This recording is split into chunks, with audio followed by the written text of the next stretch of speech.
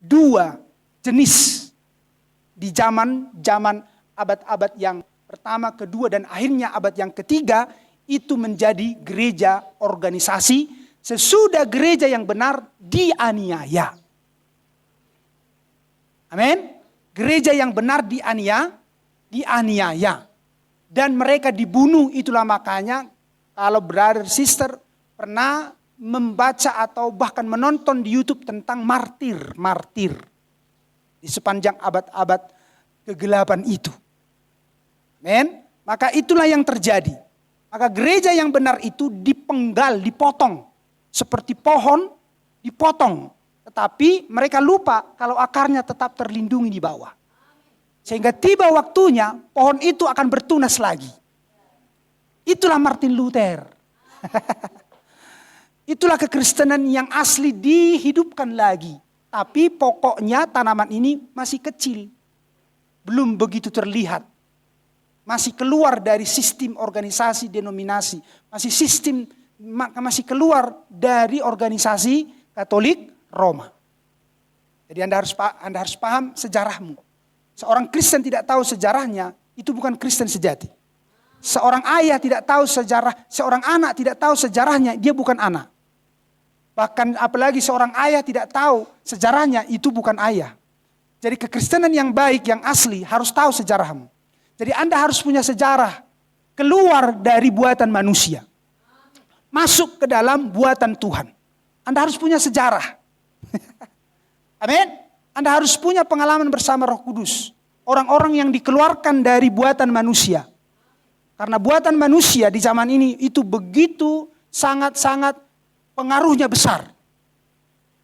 Amin. Pengaruhnya besar bagi banyak orang. Ya, gereja yang palsu itu pengaruhnya sangat sudah memenuhi seluruh dunia. Itulah makanya jangan heran apa yang terjadi pada hari-hari ini. Bukan siapa-siapa yang sedang melakukan ini. Tapi gereja. Gereja yang sedang melakukan semua yang sedang terjadi ini. Semuanya. Sampai-sampai soal masalah urusan-urusan yang sekarang-sekarang ini.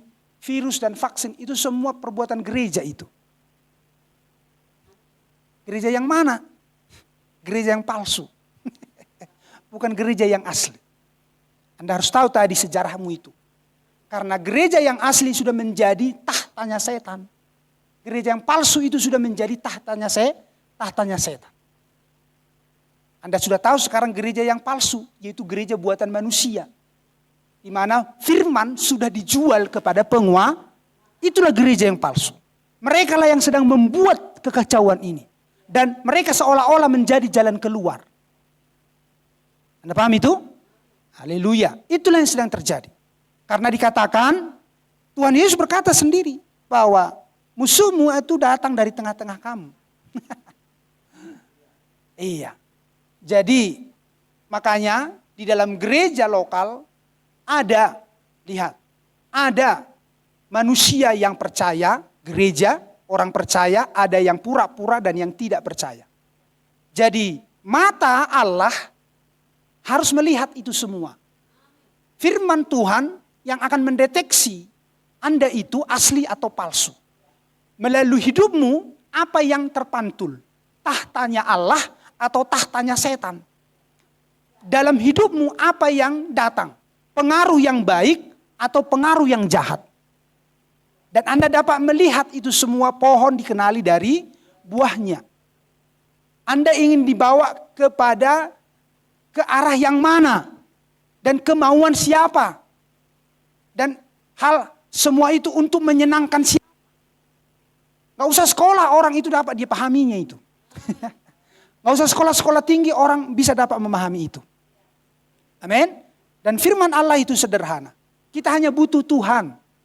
Sehingga dia, lihat, oleh kedatangannya, oleh firman yang digenapkannya, itu mendatangkan pengertian bagi saudara dan saya. Karena Tuhan dapat membuat yang bodoh menjadi berpengertian. Dan Tuhan bisa membuat yang pandai menurut dunia menjadi bodoh di hadapan Tuhan. Dan tidak tahu menahu urusan Tuhan. Dan tidak peduli urusan Tuhan. Itulah bodoh. Tetapi orang berpengertian yang bijaksana akan mau dipimpin dan dituntun kepada seluruh maksud Tuhan. Dan dia tidak orang yang merasa puas. Dan dia ingin diberkati oleh Tuhan seperti Yakub. Aku tidak akan melepaskan engkau Tuhan sebelum engkau memberkatiku. Amin. Dan dia bergumul, berdoa semalam-malaman.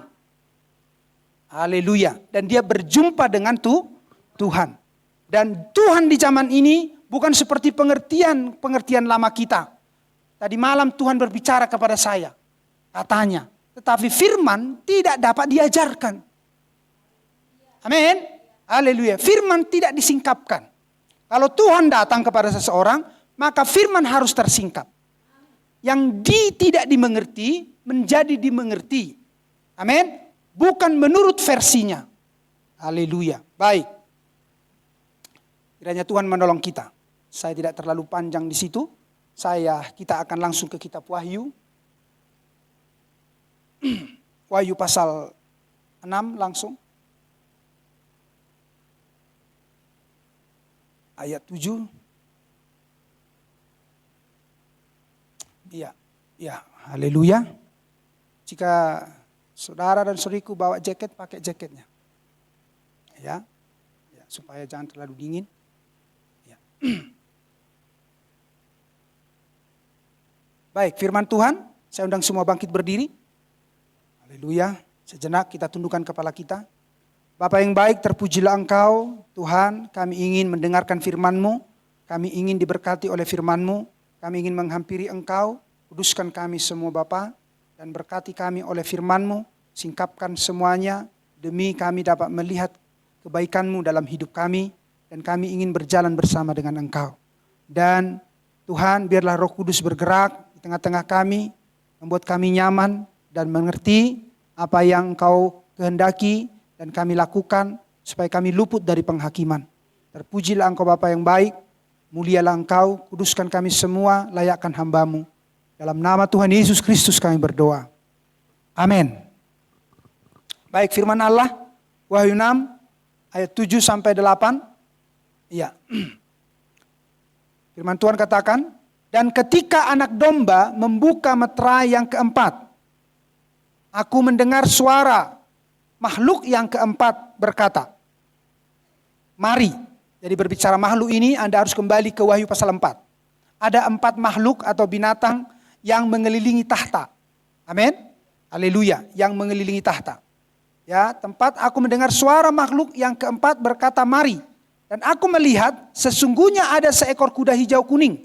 Itu artinya pucat. Tidak ada warna hijau kuning.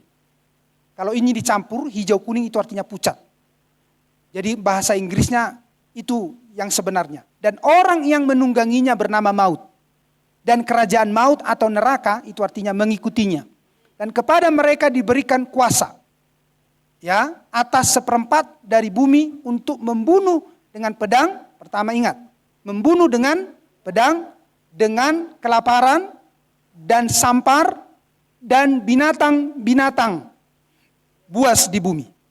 Jadi makhluk ini, lihat, penunggang kuda pucat ini akan menyatakan atau akan melepaskan, lihat, kuasa atas 1/4 dari bumi untuk membunuh. Itu dengan cara pedang, kelaparan, sampar, dan dengan binatang-binatang buas di bumi. Tuhan berkati pembacaan firman-Nya. Silakan duduk. Kita perhatikan di sini. Ini adalah pembukaan ke-7 meterai.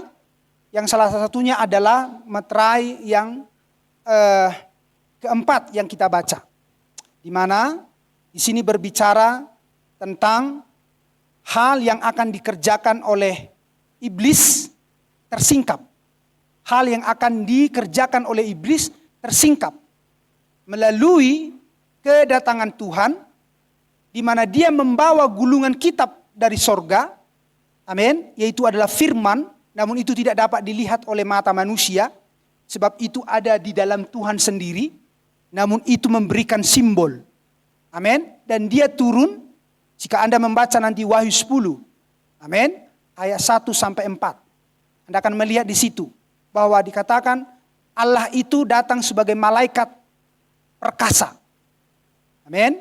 Dan tanda-tandanya dinyatakan ketika dia akan ada menggenapkan kedatangannya. Dan itu sudah genap. Dan ketika dia menyatakan itu kepada nabinya, maka itu tersingkap melalui mulut nabinya. Yaitu sepak terjang dan tindakan setan baik di masa lampau, sekarang, dan yang akan terus sampai kepada tribulasi. Dan bahkan di akhir daripada milenium. Maka metra yang keempat yang dibukakan ini menyingkapkannya. Sehingga kita mengenali dia sedang bekerja. Itu sehingga kita tahu sebagai anak-anak Allah cara untuk melawannya. Bahkan cara untuk supaya kita tidak ada di dalam gerakannya setan. Tidak ikut tertipu namanya. Tidak terperdaya. Karena selalu setan ingin memperdaya. Anda harus tahu itu. Melalui pembukaan metra yang keempat ini, kita akan dibuat untuk tidak lagi terperdaya di akhir zaman. Sama seperti di Taman Eden. Perempuan itu terperdaya. Sama seperti kepada bangsa Israel. Bangsa Israel terperdaya. Sama seperti gereja. Amin. Perjanjian baru. Maka mereka pun terperdaya. Dan di setiap zaman selalu seperti itu. Tetapi di akhir zaman, amin, untuk umatnya yang adalah gereja Omega, untuk membuktikan firman-Nya, aku menyertai engkau sampai akhir zaman, berarti ada firman yang tersingkap di akhir zaman. Kalau ada firman di tengah-tengah kita, maka firman yang akan menjaga kita. Firman yang akan melindungi kita. Firman yang akan menunjukkan langkah-langkah dan gerakan-gerakan musuh kita. Di mana mata lahiriah orang tidak dapat melihat. Tetapi firman Allah dapat menunjukkan perbuatan-perbuatannya melalui peristiwa-peristiwa modern. Amin. Peristiwa-peristiwa modern yang sekarang ini. Itu siapa yang mengerjakannya dan apa maksud daripada setan. Yang adalah untuk memperdaya setiap umat manusia. Dan sekiranya mungkin mempelai wanita pun harus diperdaya olehnya. Tetapi Tuhan katakan mustahil. Karena dikatakan sekiranya mungkin. Artinya mustahil. Karena sudah diperlengkapi. Amin. Firman Allah yang tersingkap di akhir zaman. Hanya itu yang dapat melindungi kita dari sepak terjang dan perangkap musuh. Yang ingin memperdaya kita. Apa itu? Tidak pendeta. Apa itu? Tidak gereja-gereja denominasi kita. Bukan ketua sinode. Bukan uskup. Bukan paus. Bukan. Tetapi firman Allah. Jika mereka tidak dapat menunjukkan firman Allah, maka umat akan tersesat. Kalau mereka tidak dapat menunjukkan pekerjaan-pekerjaan setan dan di mana setan sedang duduk dan sedang di belakang setirnya, sedang menyetir dunia ini, maka orang-orang yang mengikuti pendeta itu akan tersesat juga. Tetapi terpujilah Tuhan. Tuhan itu menggenapkan firman-Nya bahwa Tuhan akan membawa umatnya pulang ke kampung halaman mereka. Ke rumah Bapa. Dengan cara yang sangat ajaib. Yang menjadi kebodohan. Bagi dunia untuk mengikutinya. Lihat. Karena mereka mengejek. Dan memang selalu seperti itu. Firman selalu diejek. Tuhan pun turun dari sorga pun diejek. Dan Tuhan tidak datang kepada orang yang pandai. Firman tidak datang kepada orang yang pandai. Jikalau Tuhan pun harus datang kepada orang yang pandai menurut dunia itu harus diubah Tuhan dulu. Dan mau diganti dengan, yaitu yang dianggap bodoh oleh dunia ini yang adalah firman, itu harus dimasukkan ke dalam manusia yang pandai menurut dunia ini. Dan kepandaiannya itu harus menjadi sampah. Jika dia ingin melihat perbuatan Allah dalam hidupnya. Dan jika dia ingin dipakai oleh Tuhan dengan sepenuhnya. Dan selalu harus firman yang tersingkap. Atau pembukaan kitab. Atau pembukaan firman. Itu selalu. Mengapa umat Tuhan tampil? Mengapa para pengkhotbah tampil? Mengapa nabi harus tampil? Karena harus berhubungan dengan suatu firman yang tergenapi. Itulah yang membuat umat datang bersyukur dan menyembah Tuhan. Bukan karena apa-apa. Karena dia mendapatkan firman yang tergenapi. Karena dia mendapatkan firman yang tersingkap. Dan itulah yang diinginkannya. Dan itulah yang membuat dia selamat. Dan itulah yang membuat dia memuji-muji Allah. Karena tidak ada yang lebih tinggi daripada firman yang digenapi. Dan seseorang harus melihat ada firman yang dijanjikan di akhir zaman. Ada yang dijanjikan di setiap zaman. Harus ada firman yang dijanjikan di setiap zaman. Jika tidak ada keselamatan di setiap zaman. Karena zaman kita berbeda dengan zamannya Luther. Anda harus mengerti itu. Zaman kita berbeda dengan zamannya Paulus. Zaman kita berbeda dengan zamannya Yesaya. Tetapi adakah keselamatan yang dijanjikan di zamannya Yesaya? Ada. Adakah yang dijanjikan di zamannya Maria? Ada. Adakah firman yang dijanjikan di zamannya Paulus? Dan apakah ada firman yang dijanjikan di akhir zaman? Ada. Itu seharusnya yang dapat diperlihatkan. Karena ada umat Allah di setiap zaman. Karena ada tantangan di setiap zaman. Maka ada firman di setiap zaman untuk keselamatan umatnya di setiap zaman. Karena iblis selalu meniru di setiap zaman. Dan akan selalu memperdaya, lihat, orang-orang kudus di setiap zaman. Jadi Tuhan harus menolong orang-orangnya Tuhan dengan firman yang tergenapi atau tersingkap untuk mereka di setiap zaman. Inilah yang membuat mereka bersukacita, bahkan bisa rela mati. Kenapa demikian? Karena itu berbicara Tuhan turun. Kalau firman digenapi, itu artinya Tuhan sedang ada di bumi. Kalau firman tidak digenapi di setiap zaman, itu berarti Tuhan tidak peduli. Tuhan duduk enak-enakan angkat kaki di sorga dan melihat umatnya menderita dan binasa. Tetapi itu bukan Tuhan kita. Tuhan kita adalah Tuhan yang turun di setiap zaman dan menggenapkan firman-Nya untuk menyelamatkan umatnya. Karena lihat, di mana Tuhan berada, umat harus ada di situ. Ketika Tuhan ada di bumi, maka umat sedang dipimpin oleh Tuhan dari bumi ini untuk kembali dari mana Tuhan berasal. Karena tidak ada yang bisa membawa kita ke sana selain Tuhan. Jadi Tuhan harus turun, bukan pendeta. Bukan orang pandai, harus Tuhan sendiri yang memimpin kita. Tetapi dia selalu memakai instrumen, itulah dikatakan utusan. Di istilah lain dikatakan, baik di perjanjian lama, baik di perjanjian baru, nabi. Kemudian rasul, kemudian gembala, kemudian penginjil, dan para pengkhotbah atau pengajar. Dan biasanya pengkhotbah pengajar ini datang dari pengajaran, yaitu seorang gembala, dan pengajaran gembala itu biasanya datang mendapatkannya dari seorang nabi. Jadi sama seperti umat di perjanjian lama ada nabi, maka di perjanjian baru pun harus dilihat harus ada nabi. Di awal mula gereja ada nabi, maka di akhir pun gereja harus ada nabi. Karena perjalanan gereja yang sejati sudah jatuh. Amin. Atau sudah tidak berdampak. Maka sudah tidak pada posisinya. Sehingga membutuhkan firman tergenapi. Dan firman selalu datang kepada seorang nabi. Dan Tuhan memakai mulutnya sesuai dengan Amos 3 ayat 7. Amin. Supaya menyuarakan firman. Sehingga firman tersingkap, umatnya dapat melihat. Dan umatnya mengikuti itu. Dan dia sedang mengikuti Tuhan demi keselamatannya di zaman tersebut. Itulah pola. Itulah yang Tuhan ingin lakukan juga. Dan sudah. Dan kita sedang ada di dalam pimpinan kedatangan Tuhan. Amin. Karena kalau tidak, hal-hal ini tidak akan pernah kita pahami. Amin. Karena berbicara kedatangan Tuhan, itu harus dimulai dengan berhubungan dengan janji firman yang dinubuatkan. Karena tidak mungkin dunia ini akan berakhir. Lihat, masuk kepada penghakiman, tribulasi, dan firman tidak digenapi. Enggak demikian Tuhan. Bisa diikuti? Itu bukan Tuhan. Tuhan tidak mungkin akan membiarkan firman-Nya tidak digenapi. Sehingga tidak ada umat yang diselamatkan.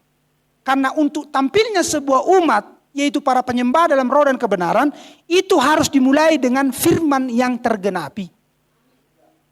Amin. Dan itu berbicara tentang kedatangan Tuhan. Karena Tuhan adalah Roh Kudus. Amin. Dan itu berbicara pengajaran. Berbicara hujan awal dan hujan akhir. Dan kita di akhir zaman ini bukan sekedar lagi hujan awal. Tetapi kita di sini mendapatkannya bersama-sama hujan awal dan hujan akhir. Karena ini adalah percepatan. Supaya kita dibuat serupa segambar dengan Allah. Apa itu? Kudus dan tahu. Berpengertian sepenuhnya. Amin. Supaya kita tahu siapa yang menjadi lawan kita. Siapa yang menjadi kawan kita. Kita tidak lagi orang yang meraba-raba. Tetapi berpengertian yang pasti. Amin. Berpengertian yang pasti. Berpengharapan yang pasti. Dan tidak orang-orang yang mencoba-coba. Sesudah Anda tahu bahwa Tuhan datang untuk menyatakan hujan awal dan hujan akhir. Yang adalah pengajaran untuk mendatangkan pengertian penuh kepada saudara dan saya. Sehingga Anda mengenali Allah di zaman ini dan perbuatannya dan Anda mengenali dirimu. Amin. Sehingga Anda diselamatkan. Hosea katakan umatku binasa tanpa pengertian yang penuh. Itu translate atau arti yang sebenarnya. Umatku binasa karena tanpa pengertian yang penuh. Tanpa pengajaran.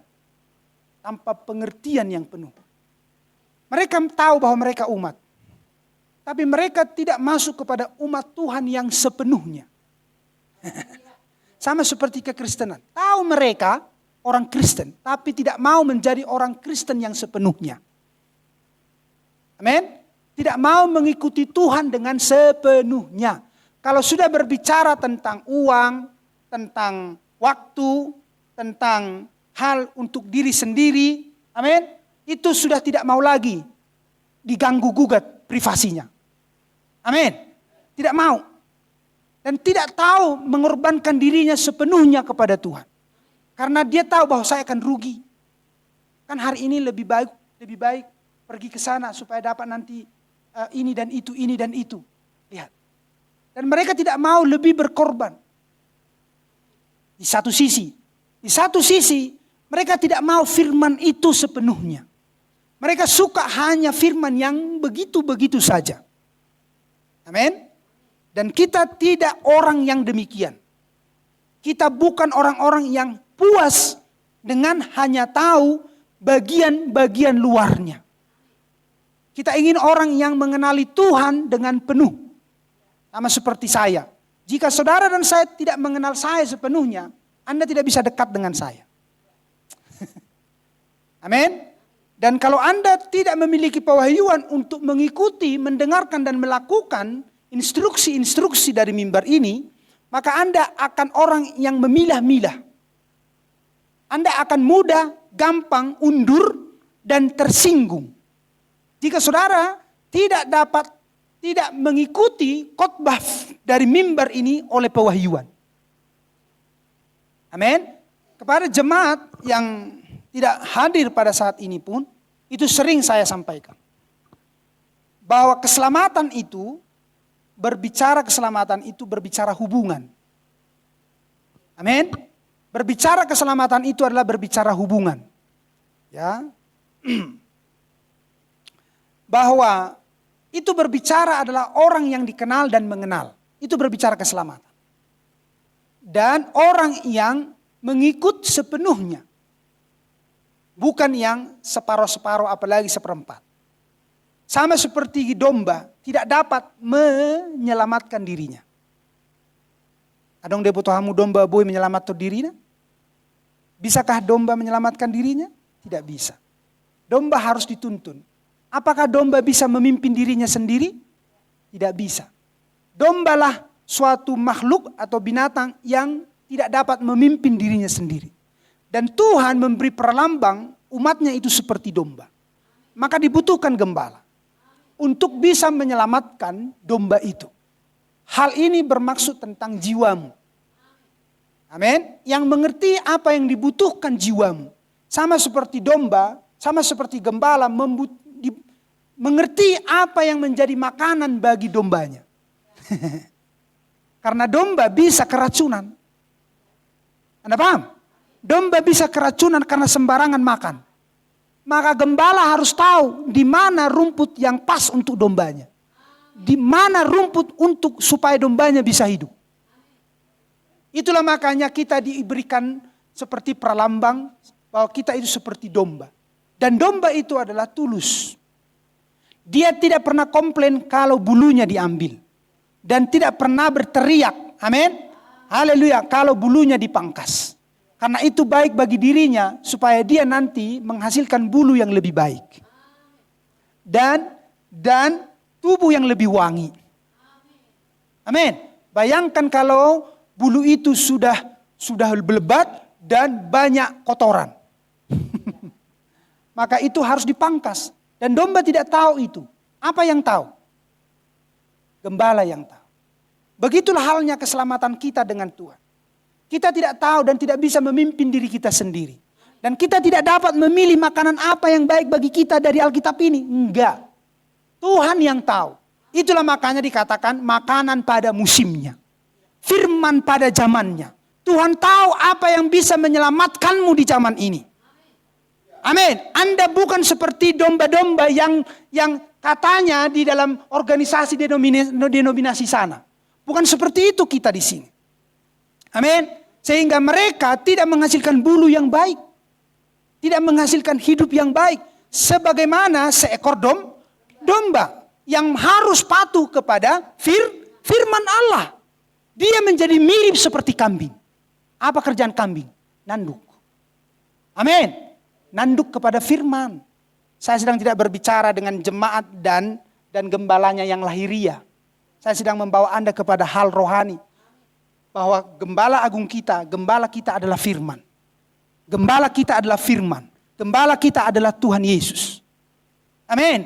Lihat mereka menjadi seperti kambing. Nanduk. Melawan kepada firman. Firman Allah disuguhkan. Mereka menolak. Itu bukan domba. Dan bisa saja lihat. Gembala yang lahiria itu salah memberikan makanan. Salah memberikan makanan. Sehingga itu aja yang dimakan dan bosan. Akhirnya nanduk. Sementara mereka ingin yang segar. Selalu yang kering. Amin. Tradisi dan liturgi. Itu saja yang dikerjakan. Nah, kenapa saya bawa Anda kemari ke hal ini? Karena itu juga adalah strategi setan. Amin. Supaya umat Tuhan ada di tempat yang kering. Supaya umat Tuhan ada di sungai yang bergejolak. Dan mereka menjadi salah berpengertian. Mereka berpikir kalau mereka domba, sementara mereka sudah menjadi bertingkah laku kambing. Itu keinginan setan. Dan Anda tahu latar belakangnya. Dan kenapa seperti itu? Itu ditarik di dalam pembukaan ke-7 meterai. Amin. Sehingga Anda dibawa kepada meterai pertama, meterai kedua, meterai ketiga, meterai keempat. Karena meterai pertama, meterai kedua, meterai ketiga, amin, itu sudah ada sepenuhnya di meterai keempat. Anda harus tahu, meterai pertama itu berbicara tentang religius, keagamaan. Amin. Meterai kedua itu berbicara tentang keamanan, yaitu militer. Amin. Meterai ketiga itu berbicara politik, ekonomi. Amin. Ketiga hal ini ada sekarang ditumpuk di dalam meterai keempat.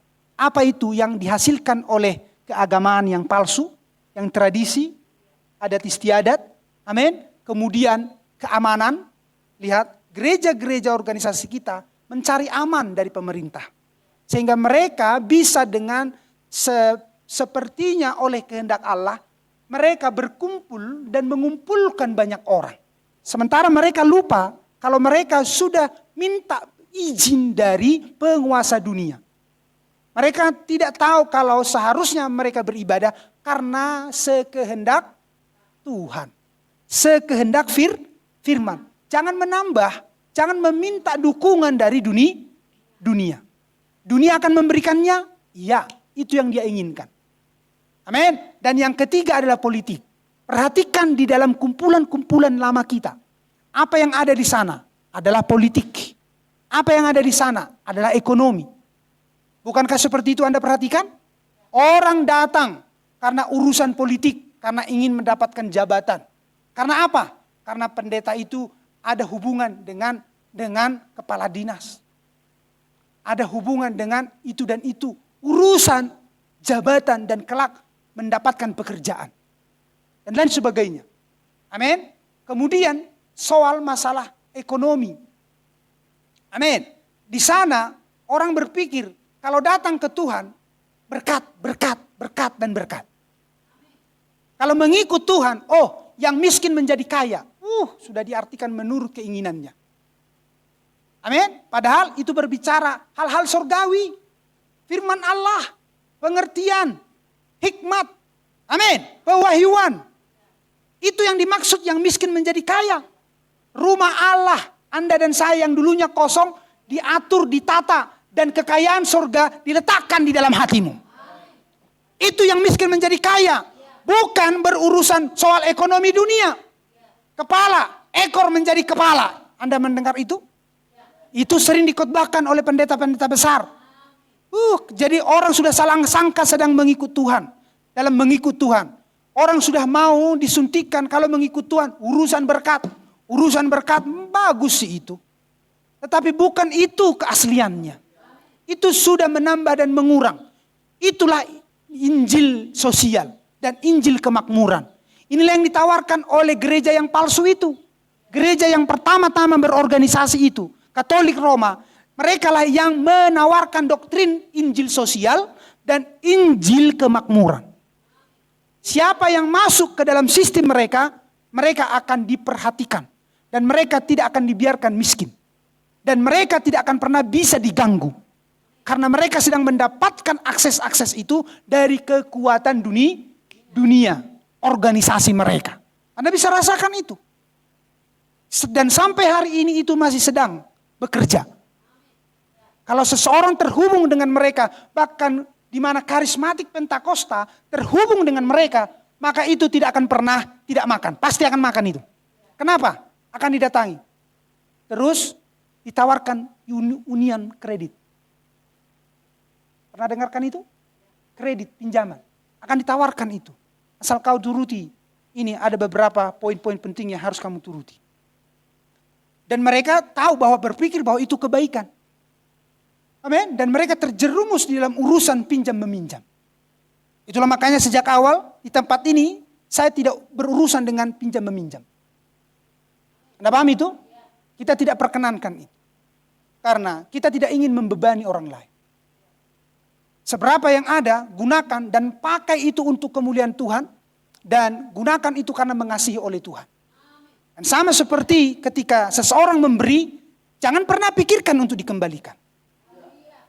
Amin. Dan berdoa supaya Anda sesedikit mungkin itu pun gunakan itu dengan benar. Anda paham itu? Lihat. Tetapi iblis sudah menjebak dunia ini dengan urusan pinjam meminjam. Dan itulah yang terjadi. Sampai setiap negara, lihat itu masalah ekonomi yang saya bahas ini. Dan setiap negara sedang terikat dengan urusan pinjam meminjam. Makanya ada Bank Dunia, ada Bank Swiss. Anda paham itu? Lihat ada IMF. Pernah kan dengar IMF, Dana Bantuan Amerika, Bank Dunia? Lihat, itu semua untuk mengikat semua bangsa-bangsa di dunia. Pemerintah-pemerintah dunia, kalau sudah pinjam banyak, bukankah sudah ada di bawah telapak kaki mereka? Karena mereka tidak dapat mengembalikannya. Karena itu bukan urusan hanya 1 triliun. Ratusan bahkan bisa ribuan triliun.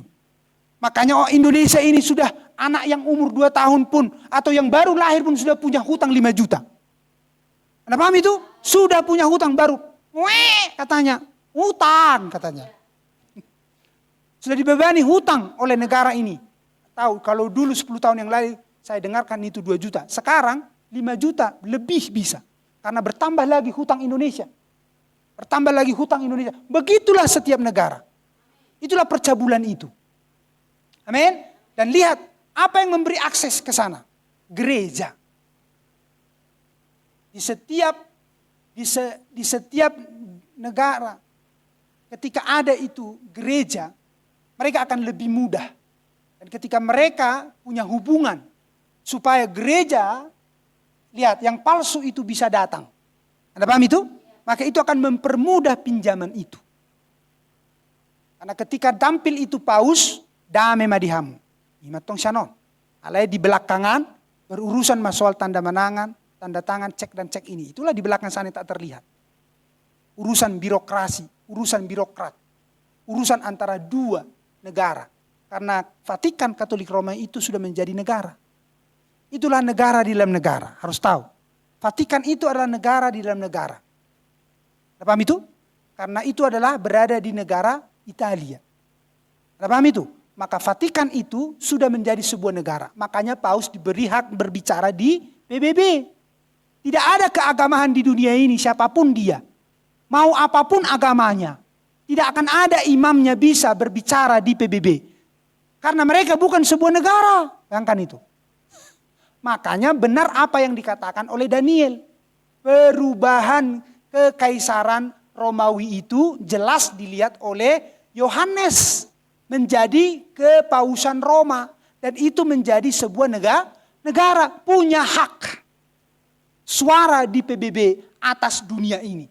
Dan dunia tidak tahu siapa sebenarnya mereka. Karena mereka dihadirkan karena urusan soal bantu. Karena tidak ada negara sekaya dia. Walaupun dia adalah negara paling kecil di dunia, tapi tidak ada negara sekaya Vatikan Roma. Dan dunia tidak tahu ini. Hanya mempelai wanita yang tahu itu. Amin. Dan pembuktiannya jelas.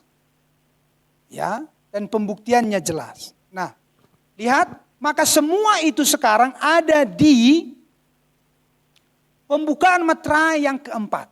Seluruh siasat-siasat ini sekarang begitu hebat kuat di pembukaan meterai keempat. Maka apakah itu semuanya berbicara maut? Paham itu? Ketika seseorang sudah terperdaya atau terjebak kepada suatu keagamaan yang palsu. Kepada suatu keamanan yang palsu. Kepada suatu kenyamanan yang palsu. Karena berbicara tentang politik dan ekonomi. Itu berbicara kenyamanan. Anda paham itu? Maka ketiga hal ini ketika memperdaya seorang atau umat manusia. Maka orang itu adalah sudah berada kepada maut. Apa arti maut? Terpisah dari Allah. Apa artinya? Kematian. Jauh dari firman. Sementara firman harus tetap di surga. Jika seseorang terjebak, tersesat, terperdaya dan mau makan daripada pohon pengetahuan yang baik dan yang jahat itu, maka dia sama seperti perempuan di Taman Eden. Anda tangkap ini bagi dirimu, amin. Maka Anda sudah menjadi mati. Dan Anda sudah dekat dengan kerajaan maut. Itulah meterai keempat. Dan Anda tahu hal itu sepenuhnya terjadi, kenapa bisa seperti itu. Karena tadi oleh kedatangan Tuhan menyingkapkan yaitu tindak tanduk setan melalui pembukaan meterai-meterai. Meterai pertama berbicara ini. Amin. Di mana itu menaburkan. Haleluya, benih keagamaan yang palsu. Amin. Meterai kedua berbicara apa itu? Setan menaburkan benih keamanan yang palsu. Amin. Setan menaburkan benih apa itu tadi? Kenyamanan yang palsu, berkat yang palsu. Soal politik dan ekonomi. Dan lihat, semua ini Anda lihat ada di dalam gereja. Gereja yang mana? Gereja yang palsu. Katolik Roma dan putri-putrinya. Siapakah putri-putrinya? Protestan. Siapakah lagi? Metodis. Siapa lagi putri-putrinya? Karismatik, Pentakosta. Dan semua denominasinya. Itulah gereja-gereja yang palsu itu. Karena mereka lihat sudah memakan apa yang ditinggalkan oleh daripada gereja yang palsu itu. Apa tadi itu? Tentang keagamaan penyembahan yang palsu. Karena bukan lagi satu Tuhan. Amin. Sudah Tritunggal. Dengan doktrin mereka yang dapat menipu dengan mengambil nas-nas kitab suci. Kemudian Anda lihat itu keamanan yang palsu itu. Orang ingin mendapatkan aman di dalam gereja. Anda mengerti itu? Aman dari setan. Lihat. Aman dari hal-hal orang-orang jahat. Karena lihat. Penjahat. Lihat ini. Penjahat kalau sudah tahu itu pendeta. Akan dicoba untuk tidak mendekat kepada pendeta itu. Walaupun hanya itu pendeta jabatan. Bukan istilahnya panggilan. Anda paham itu? Tapi seorang penjahat kalau sudah tahu, lihat, itu abang pendeta itu. Akan mutar dia. Anda lihat itu di dalam suatu hal gereja lokal.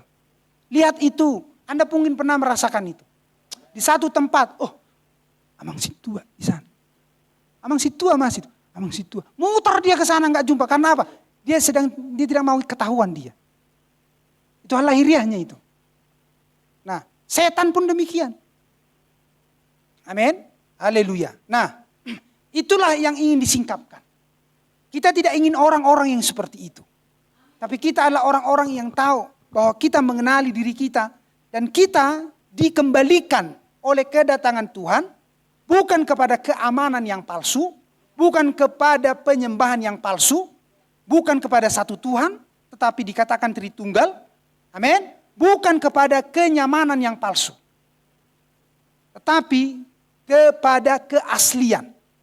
Kepada yaitu penyembahan yang asli. Apa itu penyembahan yang asli? Gereja yang benar. Apa itu? Oleh pewahyuan. Oleh apa? Pengertian yang jelas. Siapa Tuhanmu? Oleh firman Allah. Siapa dirimu? Dan apa yang harus kau perbuat bagi Tuhanmu? Bukan kata orang lain. Bukan karena dukungan sesuatu penguasa dunia ini. Tetapi karena engkau mengasihi Tuhanmu dengan benar. Amin. Bukan kenyamanan yang palsu. Bukan iming-iming seperti perkataan seorang pendeta mengangkat tangannya. Dame madihamu. Amin. Alai rohana durung-durung madiau. Amin. Anda paham yang saya maksudkan? Ya. Karena urusan uang sulit itu lepas dari seorang yang bukan panggilan. Karena itu panggilan, maka dia bahkan tidak akan berurusan dengan durung-durung. Tetapi dia akan malah berurusan dengan orang yang miskin. Maka Tuhan tidak pernah meraup ke dalam dirinya. Tapi Tuhan mencurahkan dari dirinya. Itulah yang seharusnya ditiru oleh gereja. Bukan memperkaya rekening. Amin. Memperbanyak rekening. Dan ogah mengeluarkan isi rekening. Dan gereja sudah masuk ke dalam hal itu. Dan sangat menjadi mengerikan kalau melihat rekeningnya sudah sangat minim. Tergepor. Tetapi kita harus terbalik. Kita harus bersyukur. Amin. Apapun keadaannya. Bahkan sampai nggak bisa lagi narik dari ATM pun. Terima kasih Tuhan. Karena kenyamananku bukan karena menurut rekeningku. Amin. Keamananku bukan menurut rekeningku. Penyembahanku bukan menurut rekeningku. Tapi menurut pengenalan akan firman Allah. Karena Tuhan dapat membuat yang tidak ada menjadi ada. Tuhan dapat menyediakan. Amin. Bagi orang-orang mengasihi dia. Asal Anda tahu. Anda lakukan sesuatu. Anda tahu. Oleh karena doamu. Tuhan akan berperkara di situ. Amin. Haleluya. Jadi itu semua sekarang dibuat sangat penuh. Di dalam kita melihat di dalam meterai yang keempat. Saya akan bahas sedikit di situ. Tuhan sangat baik. Saya tadi sudah sedikit, Tuhan, kalau udan, itu ngali-ngali manok kami di sana. Tapi dia menahan, Tuhan membawanya mungkin ke sana, apa itu hujan itu. Ya, walaupun kita tidak berdoa, Tuhan hentikan hujan, Tuhan. Dia tahu menolong kita, amin. Haleluya. Baik, saya teruskan. Oke, masih ada waktu saya. Haleluya. Nah, dan saya harap Anda mencatat seperti Amang, dicatat, sehingga itu yang akan nanti Anda bisa bertanya sama saya. Inang pun harus begitu. Siapapun seperti sister, nanti hari-hari berikutnya, Inang saya ingin lihat punya catatan. Karena nanti akan bertanya juga kepada Amang di rumah. Kalau itu adalah hubungan namanya. Dan juga bertanya kepada saya. Supaya seperti itu, sehingga semua akan semakin memiliki kejelasan. Dan yakin. Dan ada sesuatu yang kita punya. Amin. Nah, baik. Karena saya ingin, bukan saya, ya ini sebagai saudaramu. Itu keinginan yang tulus. Tetapi jauh lebih daripada keinginan saya, yang adalah keinginan Tuhan, ingin supaya kita secepatnya memperoleh seluruh berkat-berkat Tuhan. Yang adalah penyingkapan firman. Karena kalau Anda mencatat, itu akan nanti berkelanjutan. Berkelanjutan. Catatan pertama, di mana dibuka. Nah, kemudian itu akan nanti berkelanjutan. Dan ketika kita lupa sesuatu, maka kita bisa buka. Dan sebelum kita berdoa kepada Tuhan, kita bisa buka catatan kita itu, kita tahu nanti menghampiri firman Allah. Sehingga firman Allah yang kita renungkan itu, itulah yang akan kita perdengarkan kepada Tuhan. Karena dikatakan ucapkan firman. Firman yang mana yang Anda ucapkan? Bukan firman yang tidak disampaikan oleh suatu hidup yang diubahkan. Anda harus mengucapkan firman dalam hidupmu dari seorang yang mengkhotbahkannya, dari seorang yang sudah diubahkan. Banyak orang bisa menyampaikan firman.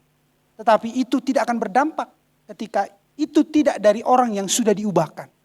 Orang-orang yang sudah meninggalkan hidup lama. Amin. Cara lama. Gereja lama. Jadi Anda harus sangat yakin. Makanya saya katakan. Apa yang ini saudaramu. Yang saya sampaikan oleh karena karunia Tuhan. Itu Anda inginkan. Sehingga kata demi kata itu Anda catat. Amin. Dan itu yang menjadi bahanmu. Bekalmu. Ketika saya tiba-tiba suatu saat. Bisa saja saya sakit. Bisa saja saya mati. Tuhan yang tahu, maka Anda akan bisa melanjutkan itu. Dan Anda bisa kelak dijumpakan dengan orang yang sama seperti saya, untuk bisa menjelaskan itu lebih daripada saya, orang-orang yang sudah diubahkan oleh kedatangan Tuhan. Dan Anda punya pembuktian, karena apa yang Anda ikat di bumi terikat di surga. Jadi kalau Anda masih dengan hidup cara yang lama, maka lihat Anda tidak akan pernah bisa dibuktikan di dunia, di surga. Itu hanya di dunia. Tetapi apa yang ada di sorga itu harus Anda buktikan di sini. Sehingga itulah yang ada di sorga. Jadi itu turun dan naik ke sana. Jadi tidak bisa yang dari sini, tiba-tiba ada di sorga. Nggak ada itu. Harus yang dari sana turun ke sini ada dalam hidupmu. Itulah yang kembali ke sana. Amin. Nah, saya kembali ke ayat itu. Ayat 8 saya akan garis bawahi tentang maut. Maut mengikutinya. Amin. Yaitu mengikuti penunggang kuda pucat. Pucat itu artinya sama seperti orang mati. Amin. Pucat itu kata Nabi itu sama seperti orang mati. Artinya tidak ada lagi darah. Darah artinya kehidupan. Kehidupan itu berasal dari Tuhan. Kehidupan tidak pernah berasal dari setan. Siapapun, sejahat apapun orang di dunia itu, dia bisa hidup karena Tuhan. Itulah makanya Kain di Kejadian pasal yang keempat dikatakan oleh pertolongan Tuhan. Maka si Kain bisa hidup. Walaupun dia lahir dari pikirannya setan. Yaitu memakai benih ular. Amin. Darahnya ular. Amin. Nah itu. Tetapi yang bisa membuat si Kain hidup adalah Tuhan. Karena pertolongan Tuhan. Dan tapi kita tahu Kain itu adalah benih yang jahat. Sama seperti lalang dan gandum. Lalang itu lihat mirip dengan gandum. Dan lalang itu Anda lihat itu kelihatan itu tidak ada baiknya. Dan itu merugikan. Tapi gandum, amin. itu sangat baik dan memberi kebaikan bagi orang yang memakannya. Nah, tapi apakah sama-sama hidup? Sama-sama. Sama seperti lihat, saya dan saudara atau mungkin siapa saja di muka bumi ini. Anda dapat melihat sama-sama mukanya manusia? Iya, sama-sama. Orang-orang yang seperti pohon-pohonan itu. Tumbuh sama. Tetapi lihat, Anda harus melihat, ada pohon itu yang akan ditaruh menjadi perabot yang mahal, tetapi ada dia menjadi kayu bakar. Amin. Hal yang sama juga dengan saudara dan saya, dengan orang-orang di dunia ini. Sama-sama seperti manusia. Tetapi akan ada masuk ke dalam neraka. Ada yang masuk ke dalam sorga. Tetapi siapa yang memberi kehidupan di bumi ini? Tuhan. Tetapi semua akan ditentukan menurut tujuan masing-masing. Jadi jika Anda dapat melihat kebenaran ini dan Anda ada di tempat tujuannya Allah, bukankah ini yang membuatmu bernyanyi bagi Tuhan? Bukankah ini yang membuatmu bersyukur bagi Tuhan? Karena Anda sudah ada di tempat di mana Anda akan sampai kepada tujuan Anda. Di mana tujuan Anda adalah rumah Bapa di sorga. Amin. Dan banyak orang yang Anda lihat sehingga Anda kasihan. Kasihan dia. Karena dia belum menerima dan melakukan firman. Kelak dia akan kemana? Dan diberitahukan dan dia tidak mau. Dan kelak dia akan kemana? Dia tidak dapat melihat tujuannya. Tetapi Anda sudah dapat melihat tujuan orang itu. Menurut Amsal 16 ayat 4. Bahwa Tuhan pun sudah menentukan orang-orang untuk hari malapetaka. Untuk dihakimi dan dibinasakan. Bayangkan itu. Jadi ketika Anda ditentukan Tuhan menurut Roma 8. Untuk dimuliakan. Ayat 29 sampai selesai. Bukankah Anda harusnya bersyukur dan bergairah. Dan menyerahkan hidup sepenuhnya kepada Tuhan. Amin. Dan itulah yang kita lihat. Bukan karena jabatan. Bukan karena tradisi. Bukan karena kekayaan. Tetapi karena tahu Tuhan menggenapkan firman-Nya tentang kedatangan Tuhan. 1 Tesalonika 4 ayat 16-17. Amin. Bagaimana cara Tuhan? Yaitu Wahyu 10 ayat 1-7. Amin. Bagaimana cara Tuhan? Yaitu melalui kitab Wahyu dan itu sudah digenapkan. Wahyu 10 ayat 1-7. Supaya saudara dan saya yang adalah Wahyu 10 ayat 8-11 digenapkan, ditampilkan di bumi ini. Orang-orang yang memakan firman pada zamannya dan bernubuat lagi. Atau mengatakan lagi apa yang sedang Tuhan kerjakan ini. Untuk supaya orang lain diselamatkan. Amin. Jadi kalau saudara dan saya tidak menyampaikan pembukaan firman atau penggenapan firman ini. Yaitu tentang tadi meterai pertama, kedua, ketiga, keempat sampai meterai ketujuh. Tidak ada orang yang diselamatkan. Karena mereka tidak memiliki pengertian yang penuh. Karena hanya orang yang memiliki pengertian yang penuh. Pengenalan yang sesungguhnya akan Allah pada hari ini. Pada zaman inilah yang akan bisa diselamatkan. Amin.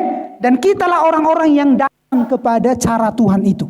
Kitalah orang-orang yang datang kepada hal yang ditentukan yang disediakan Tuhan itu. Yaitu tentang orang-orang yang berkumpul karena pembukaan firman. Orang-orang yang bernyanyi karena pembukaan ketujuh meterai. Sehingga Tuhan betul-betul dilihatnya, menggenapkan firman-Nya. Dan Anda meresponnya sehingga Anda melihat dirimu tersingkap. Anda mengenali dirimu sebagai orang-orang ditentukan di akhir zaman untuk menyembah Tuhan dalam roh dan kebenaran. Apakah itu? Firman Allah. Jadi bukan karena enaknya musik, bukan karena baiknya pendeta, bukan karena ini dan itu, tapi karena Tuhan yang menggenapkan firman-Nya. Anda melihat itu, yaitu untuk pembukaan, yaitu untuk memberi pengertian yang penuh. Amin. Maka lihat di situ, maut itu artinya lihat terpisah. Dan itu karena apa tadi?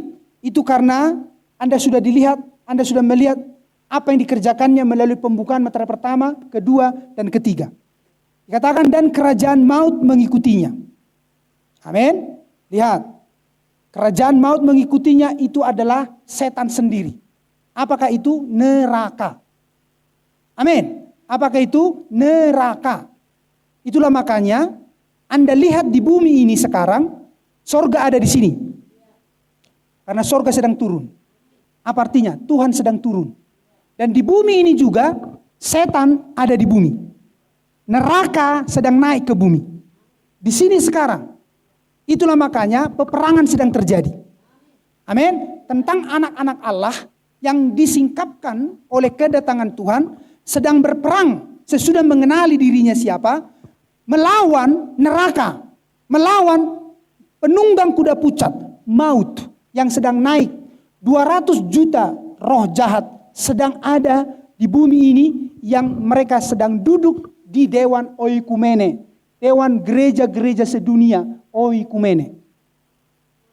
Mereka sedang duduk. Kenapa begitu? Karena mereka lah dewan gereja, mereka lah orang-orang yang menentang firman. Mereka lah dewannya. Kalau gereja-gereja organisasi kita yang di bawah-bawah ini, itu belum terlalu banyak tingkah lakunya. Anda paham itu? Ya, mereka banyak yang polos dan tidak mengerti. Tapi di sana kalau orang sudah punya jabatan, oh jangan diusah dia. Kalau orang sudah punya jabatan, gak mau lagi tuh dengar firman. Melalui jabatannya dia ingin memiliki dunia ini. Dan jabatan itulah yang dia pakai menjadi instrumennya. Anda sudah dapat melihat itu. Kenapa pendeta menjadi ketua DPR? Kenapa pendeta menjadi anggota DPR? Anda paham itu? Ya, kamu pendeta menjadi anggota DPR? Lihat. Dan itu hanya menjadi perwakilan. Dan itu sudah dilatih oleh karena apa? Ketua ini, ketua komisi, ketua majelis, ketua wilayah, ketua ini dan ketua itu. Lama-lama ditawarkan dia menjadi ini dan itu. Karena melalui ketua ini, pangomoarro. Nggak terbiasa modem di hotel. Nggak terbiasa mulai sek hotel, dapat amplop. Udah, dilatih dia enak. Anda paham? Lihat, sementara umat Tuhan dan hamba-hamba Tuhan seharusnya tidak bisa seperti itu. Tetapi iblis itu begitu lihai dan cerdik untuk menyuguhkan kesenangan-kesenangan itu melalui jabatan-jabatan itu. Dan akhirnya mereka punya posisi di dalam suatu negara.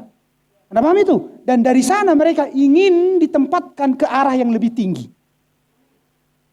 Itu makanya kita berani mengucapkan hal demikian. Karena memang itu tidak bisa dipungkiri. Karena mereka berkata, kita masih butuh uang. Enggak masalah butuh uang. Tetapi lihat, seharusnya uang tidak mengatur kita. Tetapi firmanlah yang harus mengatur uang.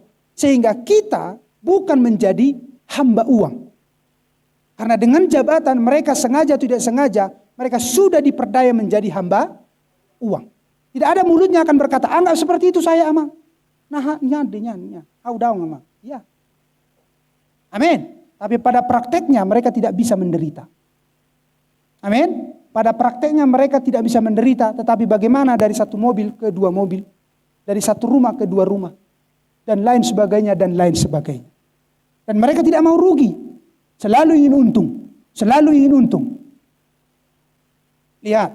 Jadi neraka sedang ada di sini. Amin. Tadi neraka itu datang dari apa? Keagamaan. Amin. Neraka itu datang dari tadi keamanan yang palsu dan kenyamanan yang palsu. Inilah yang ditawarkannya kepada seluruh orang di muka bumi ini. Dan mereka terperdaya. Amin. Mereka terperdaya. Nah sekarang untuk mempersingkat ini dari Wahyu 6 ayat 7 sampai 8 ini kita ke Wahyu 10 Wahyu 13 seperti yang sudah pernah saya sampaikan. Lihat, saya hanya ingin supaya mengkoneksikan nas-nas itu. Ini sudah baterai yang baru ini? Sudah? Baik.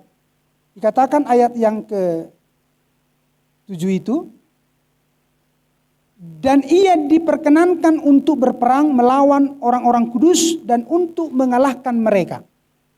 Lihat, mengalahkan, garis bawahi mengalahkan. Amin. Jadi cara dia mengalahkan tadi dengan apa? Apa yang mengikuti tadi maut dan kerajaan maut itu. Mereka sudah diikuti dengan tadi pedang, kelaparan, sampar, binatang-binatang buas. Lihat. Pedang. Anda harus tahu, ini simbol dan juga sekaligus realita.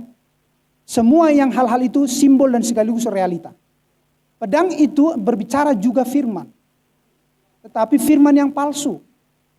Amin. Kemudian secara asli, secara keasliannya, pedang itu berbicara pembunuhan.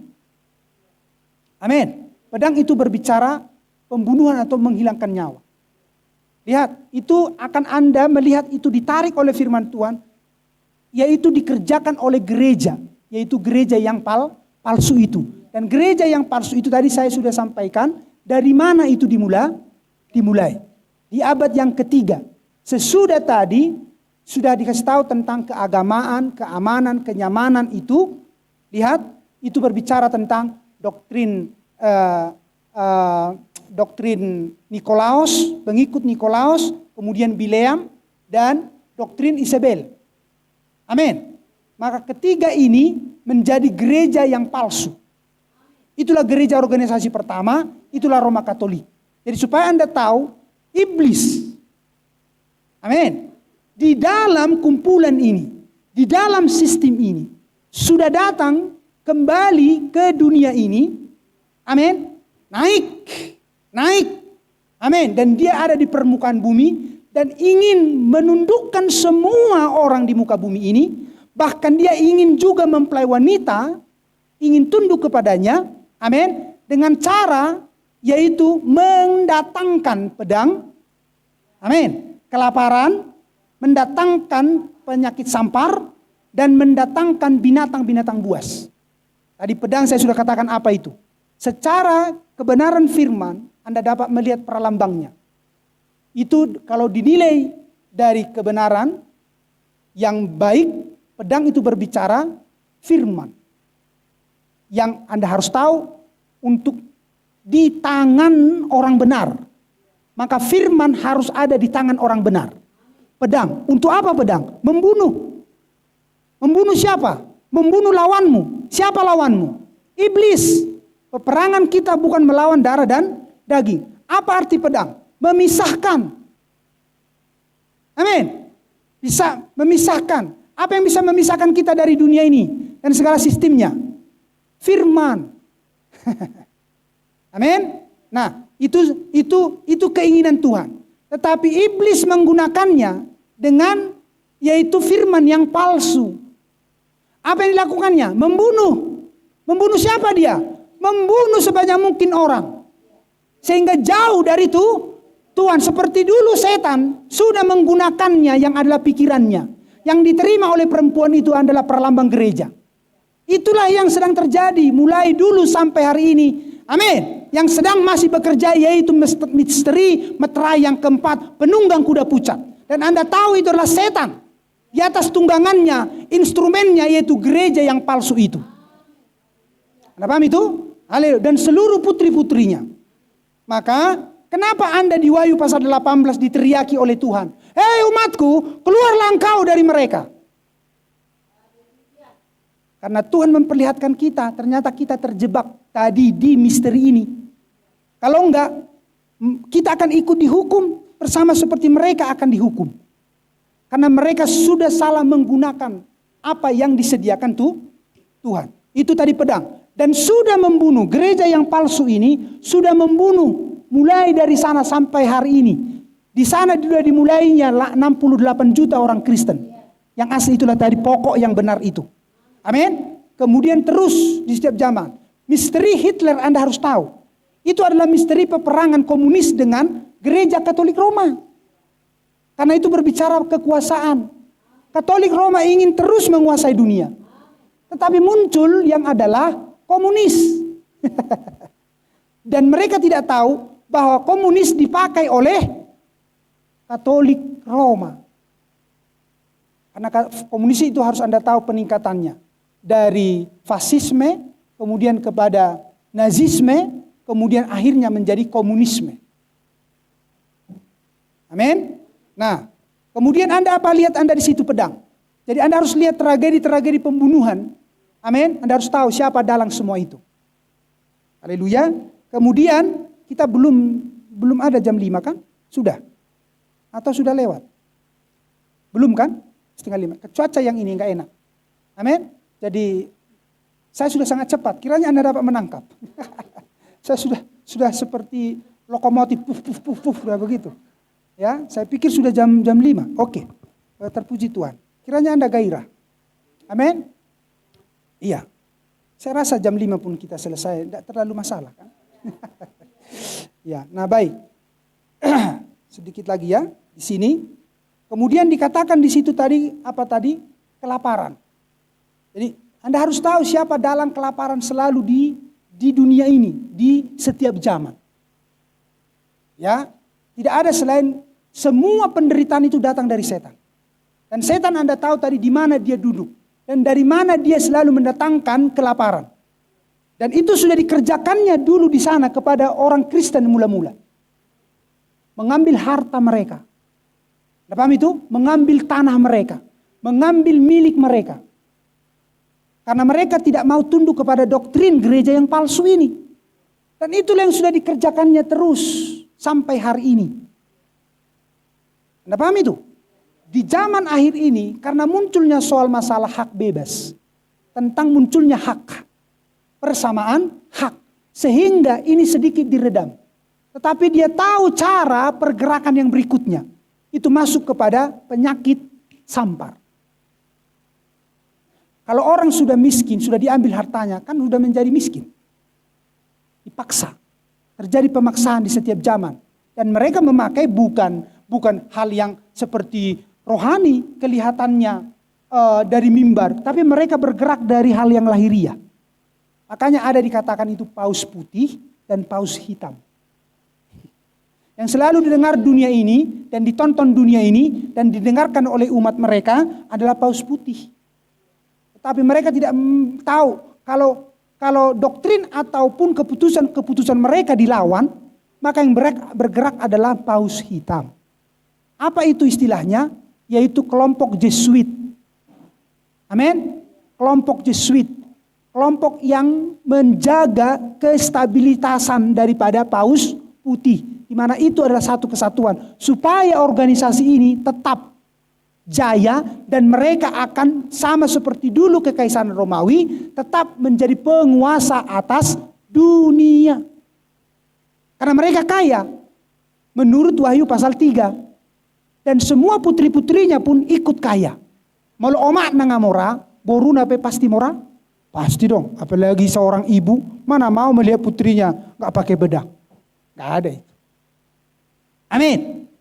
Pasti dikasih beli bedak. Supaya sama seperti mama, cantik. Amin. Maka mamanya ngasih uang kepada putrinya. Itu perlambang yang saya kasih tahu itu. Tentang gereja ini dengan putri-putrinya.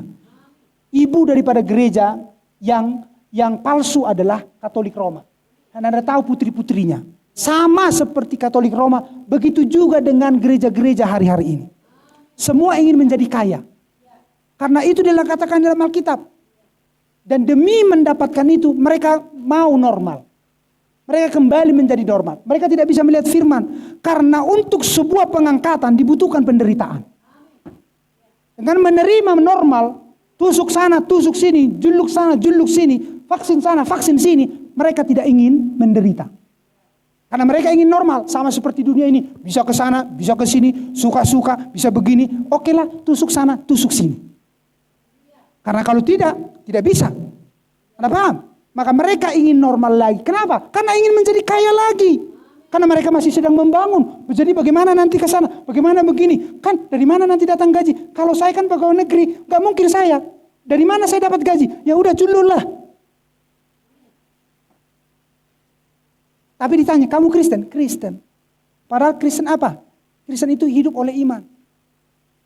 Amin. Tidak mau menderita. Dunia ini sudah dibuat tidak mau menderita. Itulah tadi. Yaitu keagamaan. Kenapa orang datang kepada keagamaan? Lihat. Hanya untuk memuaskan kedagingan. Kemudian masalah apa tadi? Keamanan, militer, aman. Bisa kemana, tidak dicegat oleh polisi, tidak dicegat oleh tentara, tidak datang Satpol PP menutup. Jadi jauh kamu, enggak aman. Anda paham itu? Mereka tidak dapat melihat nats firman Tuhan di zaman ini harus disingkapkan dan harus menjadi realita. Kemudian mereka